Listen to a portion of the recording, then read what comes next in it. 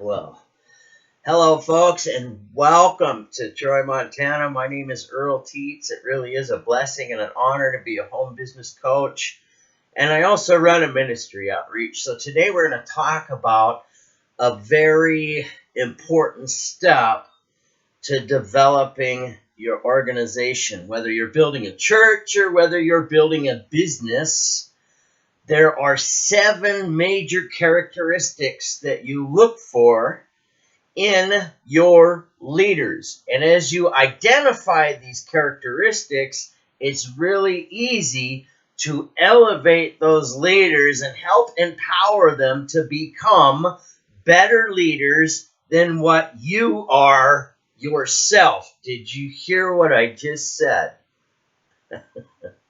You see, your whole idea of developing leaders is eventually you want to develop a leader that can be better than you. So let's talk about some important issues when it comes to looking for and developing your leaders. This is one of the topics that is missed by the majority of people in ministry and the majority of people in home business. So it's real simple. The first thing is you have to ask to receive. Pray. If you're not praying for it, how can you expect to receive it? The 7 characteristics that we're looking for in people to choose whether or not we're going to develop a leader are very simple. Number 1, are they fundamentally solid? Are they doing the basic activities that your organization does as a business or your church puts on? Okay, can they even show up every Sunday to the church, or they only show up when they feel like it or they're going to be recognized? Think about what I'm saying. That's important. The next thing you got to look at is your attendance at events outside of the regular schedule. What are those attendants there? Are they showing up to be educated? Are they showing up at Bible studies? Are they showing up at extra business functions? Or are they only doing the minimum? Okay, you got to look at these things. Number 3, the attitude of desire. Are they purpose-driven? Do they have love in their heart? Or are they just title motivated and happy to be in charge? You see, there's a lot of people in charge that really shouldn't be in lots of places, and it can really cause problems because they're not in it to help the whole team. They're only in it for themselves. And the first rule fundamental is we're all on the same team. Think about this. What did the most followed leader on the planet say? I'm the vine and you're the branches, okay? So we're all on the same team. That has to be the first, most fundamental grasp. It's not, the leader isn't the leader because they're better than everybody else, and everybody else needs to submit, okay? That's dictatorship, right? Dictatorship. The difference between leadership and dictatorship, Jesus Christ, right, versus Hitler. See the difference, okay? My way or the highway, right? Well, if it is fundamentally right, love is at the heart of it, okay? I'm trying to make this lesson as short as possible. So there's a lot I could go into. I could keep you here for hours on leadership. But the whole idea is to give you basic fundamentals, okay? The next thing we want to look at is the attitude, or is the strive to improve. No matter who your leaders are or where they are, you have to look at the fact they're going to learn, they're going to make mistakes, and they're going to learn from those mistakes. If you're looking for someone that's perfect in every single area of life, there's something wrong somewhere. And that's probably not the person that you want as a leader, because they don't have the ability to be open. What do I mean by that? Well, they're not the same person behind closed doors as they are in public. So there's a big difference there, okay? Do they strive to improve? Are they adding to their skill sets for the job that they do? Okay. Are you learning how to build a list? Are you learning how to communicate with people? Do you understand the needs and desires of those around you for the purpose that you're trying to accomplish?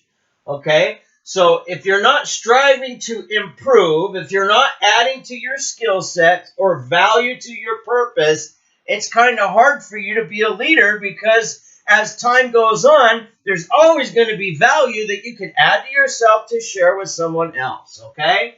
Number 5, build value in others. Okay? If the leader is always all about themselves and they're not about to build any value in any other people, it shows they have no faith in life's process. And if you're not willing to build others up, then you're not really a leader. That's the bottom line. We've got to lift and build one another up. We have to pray for one another. We have to want the best for one another.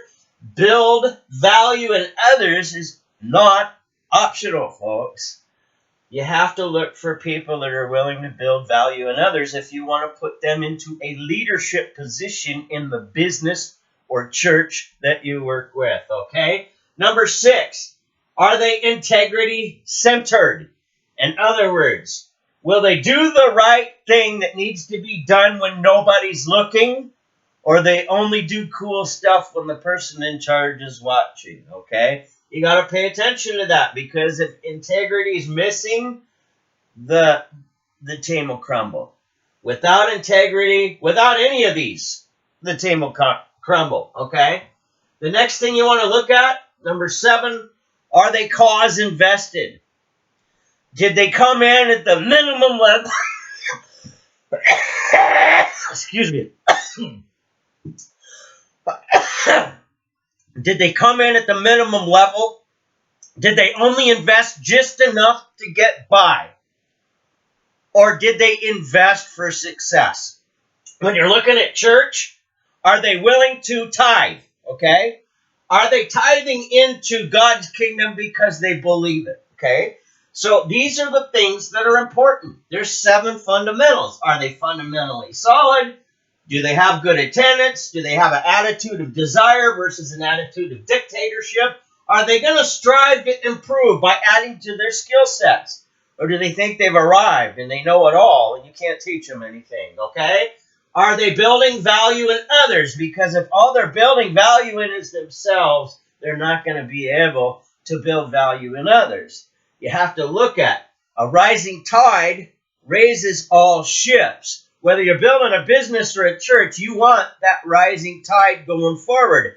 How do you do that? You have the energy of love, okay? What did Jesus teach us to do as the most followed leader on the planet? He taught us to live life. Look at the acronym up here. Love in full example, okay? Now, I'm a Christian home business coach. I've built teams and had them succeed. I was asked to pastor a church just this year at the beginning of the year. Now, the building came out from underneath us. The owner of the building moved it, gave it to somebody else and changed things. But when I did pastor that church, I was able to grow that church quickly by more than 500% in 8 weeks. Was it something special about me? No, it was nothing special about me. It was all about, I prayed, I stayed fundamentally solid myself, my attendance was there, my attitude of desire was God-driven, not man-satisfying. I strove to improve every day with what I did, and I was always adding skill sets to what I could do as a leader. I built value in others. I didn't try to make them feel like they didn't qualify to hear the information because they weren't good little boys and girls this week, okay? Integrity-centered. If I say I'm going to do something, it's done, okay? Cause invested. I wanted my church to tithe. I tithe to set the example, okay? So there's always the chance where you have to set the example yourself. If you're not doing all of these things yourself, You know exactly what you need to be working on. So hopefully this helps you. Hopefully this gives you an idea of what you're looking for. Now, are you going to have leaders that have all of these qualities right out of the gate every single time? Absolutely not. Sometimes they need to be developed. That's where you have to have patience. Okay, let's look at the most successful leader developer of all time. Jesus Christ picked 12, right? 2,000 years ago. How many Christians do we have today? Okay, so that's huge. Largest growth in the history of the planet. When Jesus selected his leaders, did he go out and select the most educated? Absolutely not. He did not select the most educated. Why? The most educated were the ones that always made him mad. You ever see who he was angry with?